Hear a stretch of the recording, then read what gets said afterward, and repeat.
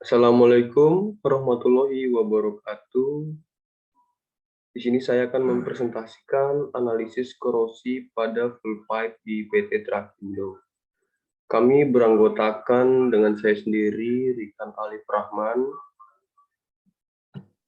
Dan saya Heriansyah. Dan saya Ananda Muhammad Adnan. Oke, baik, akan saya lanjutkan.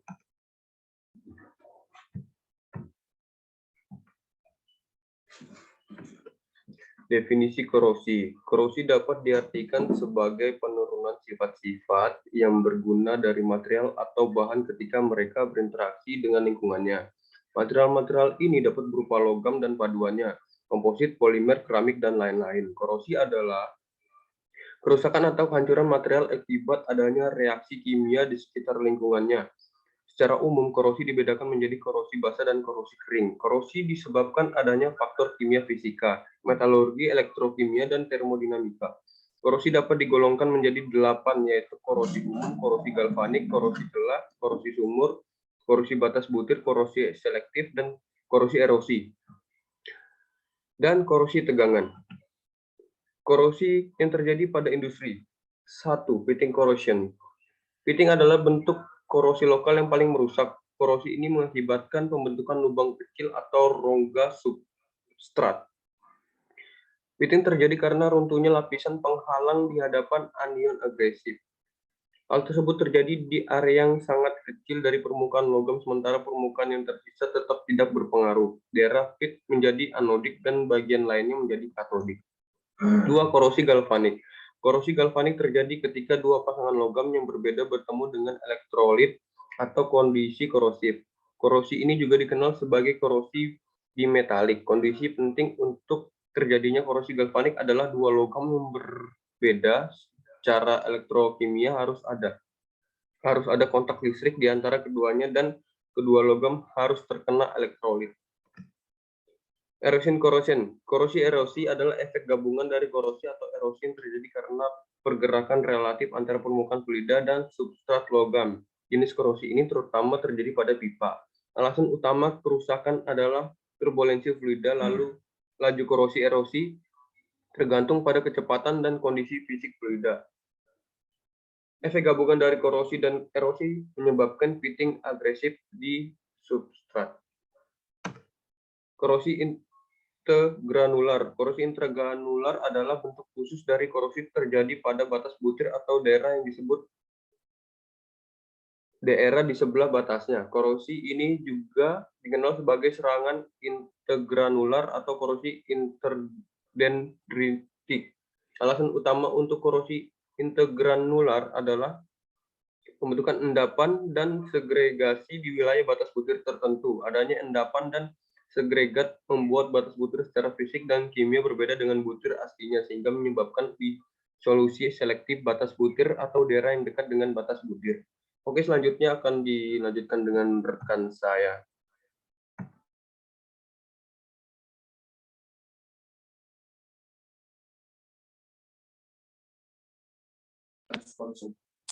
Oke, saya akan melanjutkan dari Rikan Alif Rahman. 5. Stress corrosion cracking. Stress corrosion cracking yang disebut dengan SCC muncul karena efek gabungan dari tegangan tarik dan lingkungan korosif, baik tegangan eksternal atau tegangan sisa di dalam material juga dapat menyebabkan terjadinya stress corrosion cracking atau disebut juga dengan biasa SCC. Biasanya terjadi di daerah dengan tekanan tinggi, bencana tekan pipa, dan reaktor yang terkubur di bawah bumi. Kondisi aktual, pengendalian, dan penanggulangan korosi well pipa PT Trakindo. Penelitian dengan judul analisis korosi pada well pipa dilaksanakan untuk memenuhi syarat mata kuliah korosi. Adapun tempat di dalam melakukan penelitian di PT Trakindo kilometer 13 Balikpapan, yaitu bertempat di PTTU kilometer 13 Kota Balikpapan, Kalimantan Timur.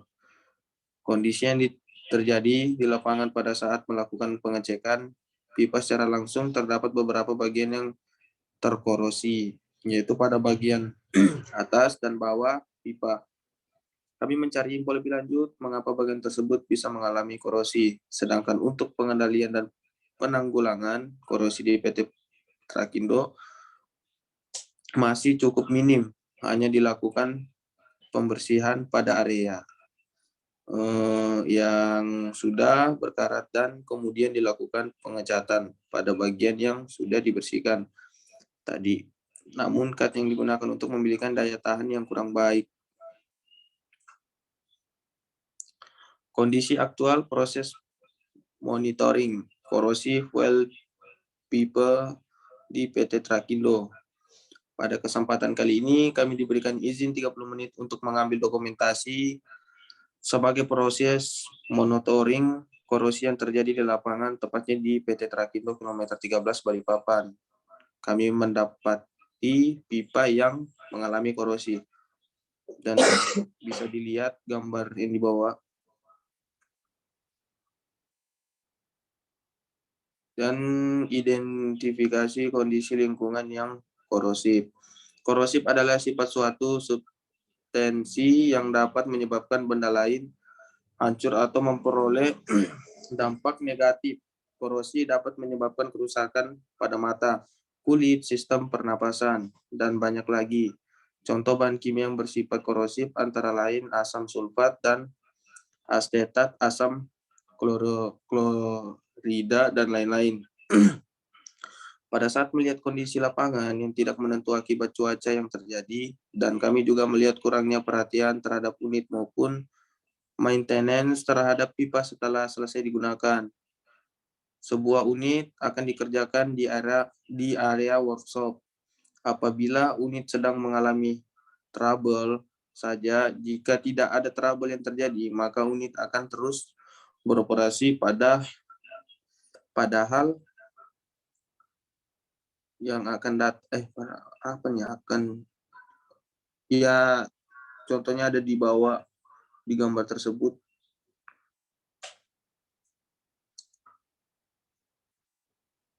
Oke, sekian dari itu, mungkin bisa dilanjutkan oleh Ananda Muhammad Adnan. Oke, saya akan melanjutkannya. Identifikasi jenis korosi. Menurut kami ada dua jenis korosi yang terjadi. Yang pertama, uniform attack dan galvanized corrosion. Mengapa uniform attack? Karena korosi yang terjadi pada permukaan material bereaksi dengan oksigen. Biasanya korosi ini terjadi pada material yang memiliki ukuran butir yang halus dan homoenitas yang tinggi. Korosi menyeluruh adalah jenis korosi di mana pada korosi tipe ini laju korosi yang terjadi pada seluruh permukaan logam atau paduan yang terpapar atau terbuka ke lingkungan berlangsung dengan laju yang hampir sama. Hampir seluruh permukaan logam menampakkan terjadinya proses korosi. Jadi, pengaruh lingkungan dapat berpengaruh pada pipa solar di PT Trakindo kilometer 13. Mengapa galvanized corrosion? Karena dari bahan pipa solar itu sendiri, yaitu dari galvanis, korosi ini terjadi karena posisi pipa itu sendiri berada di luar tanpa ada penutup atau pelindung dari panas dan hujan, atau bisa disebut faktor lingkungan. Menentukan proses pengendalian dan penanggulangannya. Upaya penanggulangan korosi. Peristiwa korosi pada umumnya sulit untuk dicegah. Namun berikut ini merupakan beberapa upaya pencegahan yang dapat kita lakukan. Yang pertama, memberi lapisan pada pipa galvanis agar tidak mudah terjadi korosi, seperti pemberian cat pada pipa galvanis tersebut.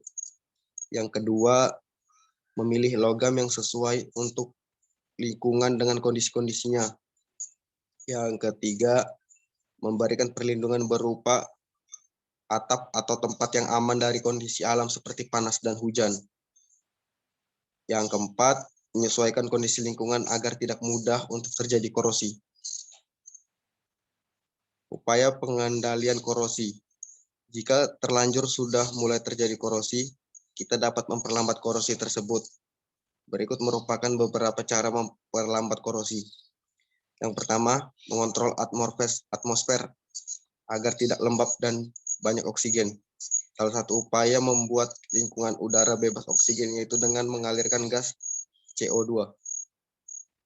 Yang kedua, mencegah logam bersentuhan dengan oksigen O2 di udara dengan cara melapisi dengan plastik, mengecat dan memberi minyak pada permukaan logam. Galvanis, yaitu melapisi logam dengan seng. Ceradizing, yaitu mereaksikan logam dengan asam fosfat sehingga permukaan logam tertutup dengan fosfat. Yang ketiga, pelindung katodik. Perlindungan katodik dapat dilakukan dengan cara menghubungkan logam yang akan dilindungi dengan logam lain yang mempunyai elektrod sangat rendah. Ya, mungkin cukup sekian. Apabila ada kata dan tutur kata yang kurang tepat atau salah, mohon dimaafkan. Wabillahi taufiq wal hidayah. Assalamualaikum warahmatullahi wabarakatuh.